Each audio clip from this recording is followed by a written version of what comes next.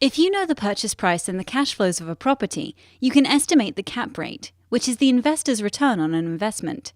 Looking at it from the other side, if you know cap rates in the area and the property's cash flow, you can reverse the calculation and estimate the market value for a given property. Say you paid $1 million for a building.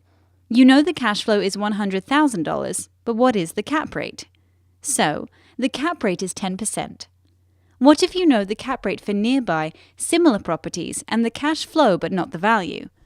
You can reverse the cap rate calculation we just did to calculate value.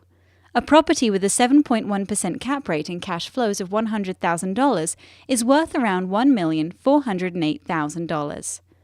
A low cap rate is a sign of more stable and increasing income and therefore has a higher value. So different purpose buildings have different cap rates. For example, a multi-family building in New York should have about a 5% cap rate, whereas a hotel might have a 10% cap rate. Why is that? Well, if you look at a typical multi-family building, you'll see that the income is around $120,000 and expenses are around $20,000. So the NOI is $100,000. We want to have a cap rate of 5%, which means that the value of the multifamily should be $2 million.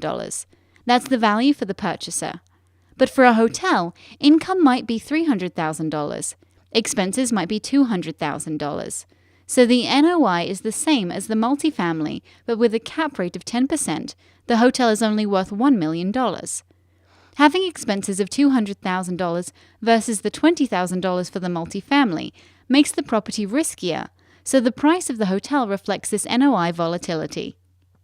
Cap rates are thus used to estimate how much you should pay for a building and the yields you can expect from your investment.